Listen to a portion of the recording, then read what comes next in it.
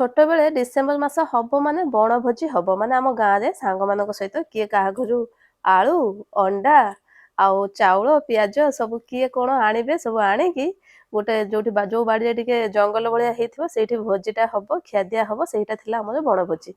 ଆଉ ପାଠ ପଢ଼ା ଟାଇମରେ ସାଙ୍ଗମାନଙ୍କ ସହିତ ମିଶିକି ଟିକେ ଦୂର ଜାଗାକୁ ପିକନିକ ଯିବା ସେଠି ଯାଇକି ମାନେ ହାଣ୍ଡି କଢ଼େଇ ନେଇକି ଟଙ୍କା ଦେଇକି ରୋଷେଇବାସ କରିକି ଖାଇ ପିଇକି ଆସିବା। ଆଉ ବାହାଘର ପରଠୁ ଏଇ ଜିନିଷଟା ତ ହଉନଥିଲା କାହିଁକିନା ପାଠ ପଢ଼ା ଲାଇଫ୍ ବି ଶେଷ ଛୋଟବେଳ ଟାଇମ୍ ବି ପଳେଇଛି। ଏବେ କିନ୍ତୁ ସେଇ ଜିନିଷଟା ଏବେ ଟିକେ ଟିକେ ପୁଣି ଷ୍ଟାର୍ଟ ହେଇଛି କାହିଁକିନା ମୋ ପୁଅ ପାଇଁ। ପୁଅ ଯେତେ ପର୍ଯ୍ୟନ୍ତ ଛୋଟ ଅଛି ଯେତେ ପର୍ଯ୍ୟନ୍ତ ସେ ଏକୁଟିଆ ଯିବାକୁ ନ ଯାଇ ପାରୁଛି ଯେତେ ପର୍ଯ୍ୟନ୍ତ ଆମେ ତାକୁ ନେଇକି ଯାଉଛୁ ସେଇ ଜିନିଷଟା ପୁଣି ଆମର ଚାଲିବ। ଆଜି ମୋ ପୁଅର ସ୍କେଟିଂ କ୍ଲାସ୍ରେ ଆକ୍ଚୁଆଲି ପିକନିକ୍ ଥିଲା ଆଉ ଏଠି ଆସିକି ପହଞ୍ଚିଲା ପରେ ପୁରା ବଣଭୋଜି ହିଁ ଫିଲ୍ ହେଉଥିଲା। ପୁରା ଗଛ ଜଙ୍ଗଲ ଭିତରେ ରୋଷେଇ ହେଉଥିଲା। ପିକନିକ୍ ପ୍ଲାନ୍ ତ ତାର ସାଙ୍ଗମାନଙ୍କର ମାନେ ଆମେ ବାପା ମାଆ ମାନଙ୍କ ଭିତରେ ବହୁତ ପ୍ଲାନ୍ ହୁଏ କିନ୍ତୁ ସକ୍ସେସ୍ ହେବାଟା ମ୍ୟାଟର କରେ। ତ ଫାଇନାଲି ଆମର ଏଇଟା ଏ ବର୍ଷର ପ୍ରଥମ ପିକନିକ୍। ଆଉ ଆମେ ଯାଇକି ପହଞ୍ଚିଥିଲୁ ଧଉଳିରେ। କେବଳ ଟଙ୍କା ଦେଇ ଦିଆହେଇଥିଲା ରୋଷେଇ ପାଇଁକି ନିଜେ ନିଜେ ଯାଇକି ପହଞ୍ଚିବାର ଥିଲା ଧଉଳି ପାଖରେ। ତ ଆମେ ଟିକେ ଯାଇକି ଆଗୁଆ ପହଞ୍ଚି ଯାଇଥିଲୁ ତ ଫାଷ୍ଟ ଆମେ ଯାଇକି ଉପରେ ଶାନ୍ତି ସ୍ତୂପ ପାଖରେ ବୁଲିକି ପଳେଇ ଆସିଥିଲୁ ବାପା ମାଆ ଛୁଆ ଫଟୋ ଉଠେଇକି।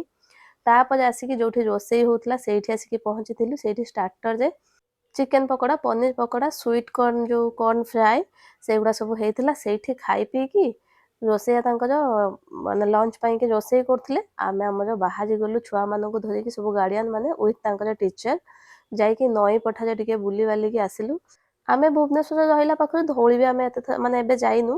କେବଳ ମୋ ଭାଣିଜୀ ଆସିଥିଲେ ଭାଣିଜୀ ଜୋଇଁ ଆସିଥିଲେ ତାଙ୍କ ସହିତ ଆମେ ଯାଇଥିଲୁ। ଆମେ ସବୁବେଳେ ଯାଉ ଶାନ୍ତି ସ୍ତୂପ ପାଖରେ ହେଇକି ପଳେଇ ଆସୁ। ଆମେ ନଈ ପଠାକୁ କି ଏଇ ଜାଗା ଗୁଡ଼ାକ ଆମେ କେବେ ଯାଇନଥିଲୁ।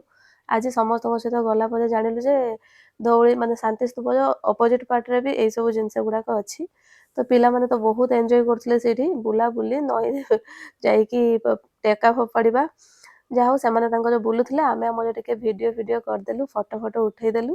ତାଙ୍କ ଟିଚର ଆଉ ପିଲାମାନଙ୍କର ପ୍ଲାନ୍ ଥିଲା ସେପଟେ ଯାଇକି ସେମାନେ ରୋଡ଼ରେ ଟିକେ ସ୍କେଟିଂ କରିବେ କାହିଁକିନା ସେପଟେ ରୋଡ଼ଟା ଟିକେ ଫାଙ୍କା ହୁଏ। କିନ୍ତୁ ଡିସେମ୍ବର ମାସ ପାଇଁ ସେଠି ବହୁତ ଭିଡ଼ ହେଇଥିଲା ସବୁଆଡ଼େ ମାନେ ଏମିତିଆ ପିକନିକ୍ ହେଉଛି।